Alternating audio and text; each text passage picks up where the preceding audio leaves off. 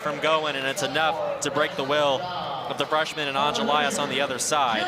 It's been a fun one so far, and we have two more nice matches, and we've got a ranked-on-ranked opportunity right here, arguably the match of the day, a top 15 contest at 197 between Sollars, number 13, and John, number 15. I don't think it's arguable, Andrew. This is definitely the matchup of the day. Gabe Sollars, a redshirt junior from Evansville, Indiana, against Branson John, a sophomore from Clovis, California. And these two are already firing off shots. John looking to get in, couldn't quite do so against Gabe Sollars. Sollars 8-4 on the year with a 4-3 record in dual competition. 3 major decisions, 2 tech falls, and 1 pin.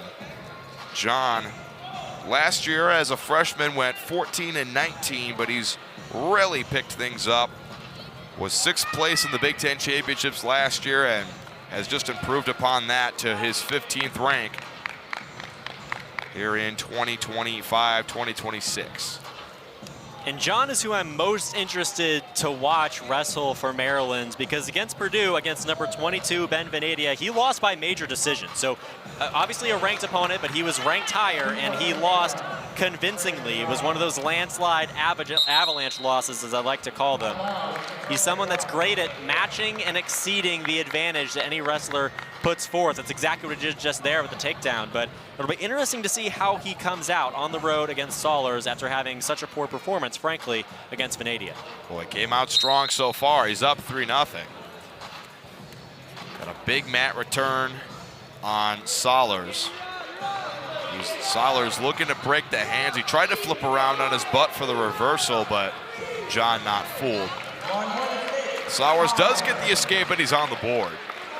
And part of that landslide victory for Venadia had to do with the fact that he started so fast, and 2 quick takedowns in the first period, and that was enough to extend that to a major decision throughout the rest of the match. And so for Sollars, just establishing his authority and reinforcing his presence on the mat is important for these last 90 seconds to A, take the lead, and B, indicate to John that Sollars is here to wrestle, and he's here to wrestle hard.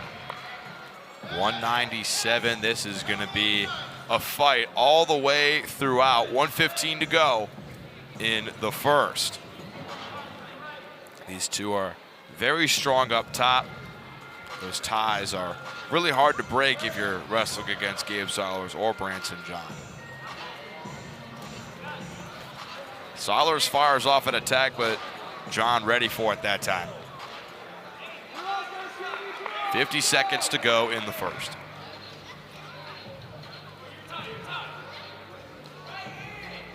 Yeah, it's going to be really nice for Sollars if he's able to establish an advantage and score right here for a variety of reasons. But John doing a good job holding his ground and staying on his feet. And next takedown for either guy could put them in a really big advantage. John, if he could get another one, go up 6-1, that could prove very vital for him winning this match. 15 seconds left between Sollars and John. Both ranked in the top 15 at 197. It was a nice, swift, snappy takedown from John early, but Sollars has really settled in, and now the wrestling's going to begin at the second period as we look to see which one of these two guys is able to establish a prolonged advantage. So John will start on the bottom. As you can see, a nice early takedown for him has him in the lead. Sollars is a guy who is very, very impressive on top. Had a very impressive pin against Central Michigan. One of their ranked guys was down by a couple points, chose down at the very end, and Sollars so good on top, got the pin. But that time Branson John escapes it, and he's up 4-1. And this is a great bounce back opportunity for Sollars, because last week against Ohio State, he was also against a top 15 wrestler in Luke Geog, and he lost by regular decision 7-5. Looking for the takedown. He has one leg of John, trying to pull him back in, says, get over here. But John able to escape. But like you said, that match against Ohio State, he was one of the closest guys for Indiana that was able to come away with a win there. Couldn't quite do it. Ohio State swept Indiana, won every single match, but Sollars, him and Ty Lillard were the two guys that almost got it done against the Buckeyes. Yeah, more Buckeyes achieved bonus points than those that did not. And obviously Indiana just a couple regular decision losses. And as you mentioned, those two guys were amongst that group. But for Sollars, it's an opportunity against someone he's ranked slightly higher against. He's right now at a deficit. It's going to be important for him to not lose 2 top 15 matchups in a row. And he had a nice showing right there at the boundary, not quite able to secure any points, but he's certainly indicating to John that, again, he's here to wrestle and he's here to wrestle hard as he has all season. This will be a big win for whoever gets it between these two. 30 seconds left to go in the second period.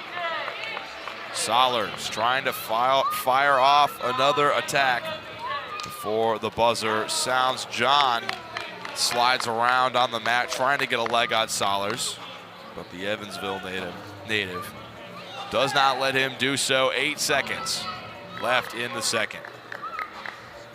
These two tied up with some bruising shots up top. And we will head to the third, a 3-point lead for the 15th ranked Maryland Terrapin, Branson John. And you could argue that this is the most important 2 minutes of wrestling of the whole season for both of these guys, because again, they're both facing a situation where if they are to lose, that would be 2 ranked losses in a row, which certainly says a lot to the powers that be in terms of creating those rankings. So these next 2 minutes are critical for the entire season for both of these two guys. And as you mentioned, a huge opportunity to win. Both of these two are looking to get back to the NCAA tournament. Sollars made it as the 24 seed last year. He gets the escape. He's now only down by 2. He's in with the leg, trying to drive up. John countering back, hopping on one leg. Sollars looking for multiple legs. Spinning around now, John with a leg. These two are going at it. It's a scramble right now. A complete scramble to see who gets the position first. Both guys reaching around, looking for progress. It's going to be close to see who gets this one. John rolls Sollars over to his back, but Sollars in control, looking for the pin. John slips out of it. Gabe Sollars flirting with a pin right now, looking for some sort of points with 50 seconds to go. Stalemate called. That was close. Branson John had his back on the mat for a couple seconds there, multiple instances. Certainly the most important sequence of the season for both sides so far right there. Neither of them exited with a score. That's a win for John, but Sollars has something to say about it. In with the leg, trying to drive up. John trying to counter, bouncing to the edge of the mat. Sollars trying to keep him in. And he's hit with a stall call. So a point for Sollars. It's now 4-3. I'll be honest, it doesn't change much. Sollars still needs a takedown. Riding time not a factor for him. So not a bad call there from John. He can't get another stall call, though. That would tie things up. 23 seconds. Sollars needs one more point to tie things up. A takedown would give him the win. 2 guys ranked in the top 15 are running out of time. 10 seconds. Sollars tied up with Branson John. 5 seconds. Sollars looking for the leg, but John is going to fend it off and earn a very hard-fought regular decision win, 4-3. That was a fun one, Quincy. That was a lot of fun, and it's unfortunate for Indiana that Sollars wasn't able to swing a takedown late there.